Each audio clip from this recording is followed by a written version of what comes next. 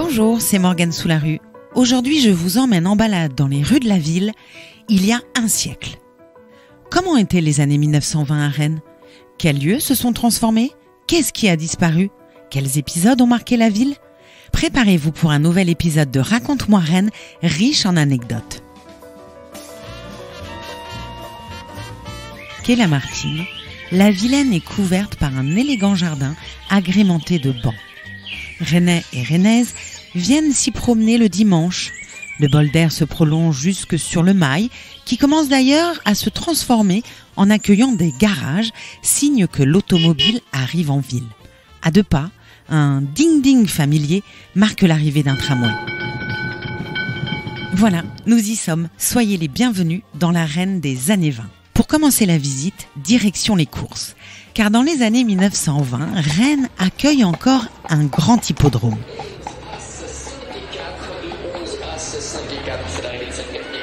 Il est installé depuis la fin du 19e siècle à l'actuel emplacement du parc des Gailleuls, qui n'existe donc pas encore.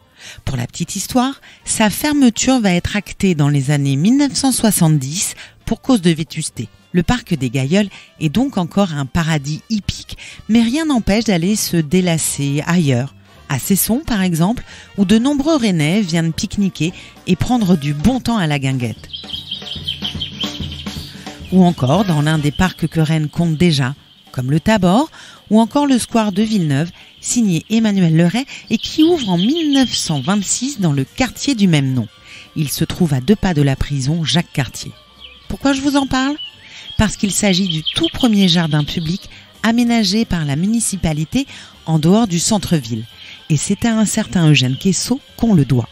Le cheminot a porté le projet et fait entendre sa voix au conseil municipal du 5 août 1924 pour que ce square ouvre ses portes. Les Rennais vont cependant devoir encore attendre pour se prélasser à l'ombre des grands cèdres du parc Auberture. Ce dernier est encore la propriété privée de la célèbre famille d'imprimeurs. Les années 20 ne sont d'ailleurs pas des plus calmes pour l'entreprise. Le début de la décennie est en effet marqué par d'importantes grèves. Des cheminots, des éboueurs, des camionneurs. Presque aucun secteur n'est épargné. Celui de l'imprimerie ne fait pas exception et le 2 mars 1920, les 650 ouvriers d'Auberture se mettent en grève pour avoir une augmentation de salaire correspondant à l'augmentation du coût de la vie.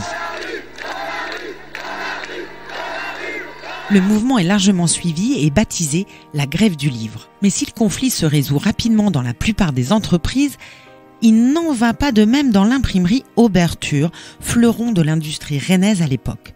Face au tableau des revendications de ses ouvriers, Charles Auberture réplique que la vie à Rennes n'a pour ainsi dire pas augmenté. De quoi attiser un peu plus les tensions. La situation va s'enliser et durer des semaines.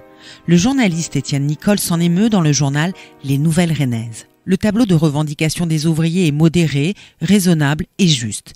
Il est juste au point que les directeurs de journaux se sont inclinés après une résistance de 24 heures. Les Auberture se fichent du monde. La preuve en est dans leur prétention de vouloir supprimer la vie chère en la niant, de vouloir traiter leurs ouvriers par suggestion et en leur persuadant qu'ils ne manquent de rien. On peut le dire, à Rennes, les années 20 ne commencent donc pas sous les meilleurs auspices. Il n'y a pas que le contexte social qui sent le roussi. L'année marque le retour d'un grand ennemi de Rennes, le feu. En novembre 1920, il ravage l'hôtel de ville. Un départ d'incendie dans les combles embrase le bâtiment. Les pompiers interviennent rapidement, mais le brasier est violent et il dévaste toute l'aile sud. La salle des fêtes est complètement détruite et l'on imagine les mines des habitants sont défaites. Ironie de l'histoire, rappelons que cet hôtel de ville a été construit suite au grand incendie de 1720 sur les plans de l'architecte du roi Jacques Gabriel. Un retour de flamme dont Rennes se serait bien passé. Alors bien sûr, pas question de laisser la mairie dans cet état. La reconstruction va rapidement être lancée et menée sous la houlette de Jean Janvier, le maire de Rennes à l'époque. Pour la petite histoire, il va le rester jusqu'à sa mort en 1923. Alfred Daniel assurera alors la transition jusqu'aux élections municipales suivantes où un dénommé Georges Dautin arrivera en tête des suffrages. Pas intéressé par le mandat, il va purement et simplement laisser sa place à Karl Baon qui va ainsi devenir en 1925 le premier maire socialiste de la ville. Mais trêve de bavardage, filons jusqu'au Parlement. Un immense bassin avec jet d'eau se trouve en plein milieu de la place. Quelques promeneurs passent à côté, tandis que des enfants y font flotter leurs petits bateaux. Pourquoi, un siècle plus tard, ce bassin a-t-il disparu ?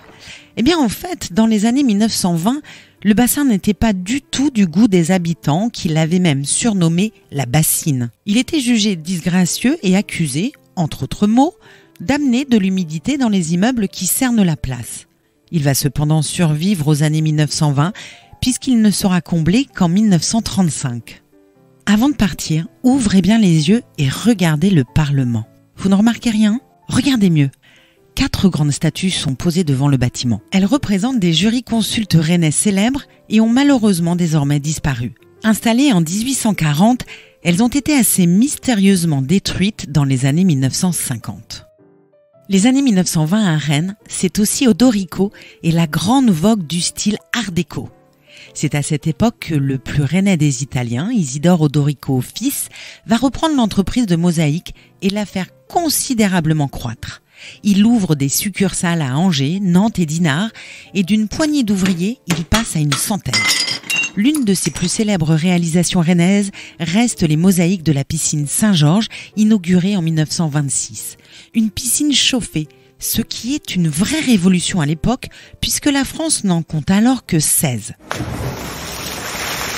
Aujourd'hui classée au monument historique et désignée 8e plus belle piscine du monde par le site californien Architecture Digest en 2017, elle a pourtant déchaîné les passions lors de sa construction. Le journal Ouest Éclair ne va cesser de dénigrer le projet dans ses colonnes, ce qui n'empêche pas le projet d'aboutir et d'être immédiatement un succès populaire. Pas vraiment du goût du journal qui ne consacrera que 3 lignes à son ouverture.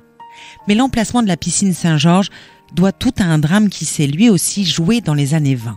Car après la mairie en 1920, c'est la caserne Saint-Georges qui s'embrase en 1921.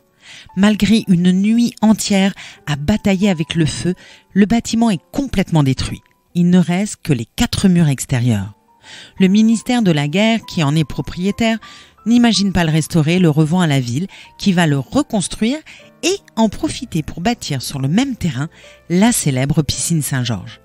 À l'origine, avant que l'incendie ne libère du foncier en plein centre-ville, la construction de la piscine était prévue rue Alphonse Guérin, au sein d'un grand complexe sportif. Au plus proche des habitudes des Rennais, en fait, qui venaient déjà se baigner dans cette zone.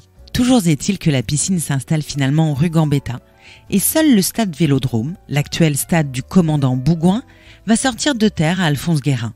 Il est inauguré en 1924 et il est extrêmement moderne pour l'époque. Il dispose d'une piste cycliste, d'une piste d'athlétisme, d'un terrain de foot, de cours de tennis, d'agrès de gymnastique, sans oublier les bains-douches et des vestiaires. Une structure belle et propre dans un souci hygiéniste qui a d'ailleurs marqué l'époque et impacté la construction de nombreuses écoles et crèches qui sortent de terre dans les années 20 à Rennes. Et en parlant de nouveautés, les années 1920 voient la construction de plusieurs autres bâtiments emblématiques. On peut bien sûr citer les halles centrales puisque la seconde halle est construite en 1926, mais aussi la salle de la Cité, anciennement Maison du Peuple, qui est inaugurée en 1926 également. Un lieu pour les syndicats et les syndiqués, mais aussi un espace d'éducation et de culture où l'on peut assister à des spectacles et des projections. Un dispensaire y est même installé pour soigner gratuitement les ouvriers. C'est aussi à cette époque que les magasins modernes sortent de terre rue Le Bastard. On peut aussi parler du Palais du Commerce, qui est toujours en travaux dans les années 20, alors qu'ils ont commencé en 1885. L'architecte Emmanuel Leray a pris le relais de Jean-Baptiste Marteneau pour gérer sa construction. Elle se termine en 1929, à l'aube d'une nouvelle décennie. C'est aussi l'occasion d'évoquer le Panthéon rennais, qui ouvre ses portes en juillet 1922. Le bâtiment est plutôt unique, puisqu'il n'existe pas d'autres panthéons en France, à l'exception du monument parisien. Concrètement, il s'agit d'une salle située dans la mairie, librement accessible. Les murs sont recouverts de plaques de marbre qui portent les noms des Rennais morts pour la France. Elles sont surmontées d'une frise de l'artiste Camille Godet, lui-même gueule cassée, qui représente des soldats. Initialement, le Panthéon avait été élevé à la mémoire des enfants de Rennes morts pour la France pendant la Première Guerre mondiale. Car si les années 1920 sont parfois synonymes d'insouciance, il ne faut pas oublier qu'elles marquent surtout la fin d'une guerre meurtrière qui a laissé des cicatrices dans toutes les familles, dans tous les esprits. Les noms des Rennais morts durant la Seconde Guerre mondiale seront ajoutés par la suite dans le Panthéon, portant le total des noms honorés à 1653. Dans un registre un peu plus joyeux, je vous invite à me suivre aux ruelles Saint-Martin en suivant la rue sous la place Saint-Étienne. Vous voyez cette maison bizarre, en bois, qui s'incline dangereusement sur le bord de l'eau ? Il s'agit du château branlant. Il branlera d'ailleurs un peu trop puisqu'il s'écroulera en 1936, mais l'intérêt de l'histoire n'est pas là. La légende dit que cette maison était en fait l'ancienne demeure de Cadet-Roussel. Non, je ne plaisante pas. Vous connaissez forcément la comptine. Tout le monde la connaît.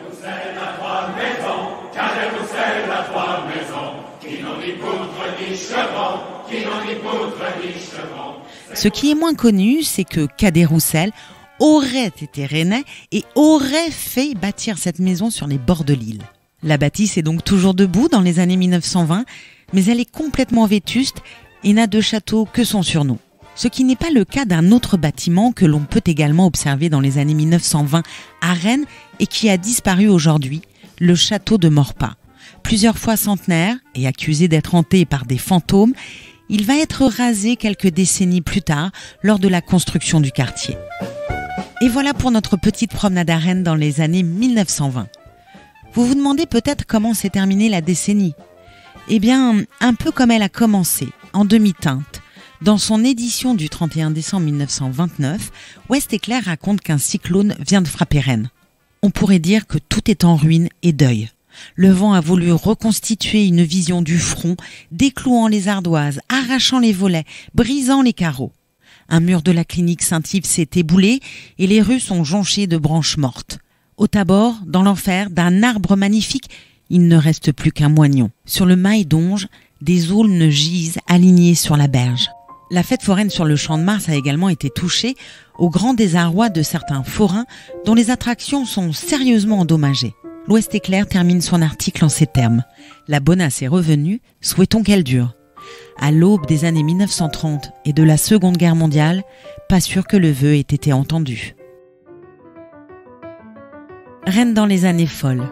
C'était Morgane Sous-la-Rue. Je vous dis à bientôt pour un nouvel épisode de Raconte-moi Rennes, votre série de podcasts sur l'histoire de notre ville.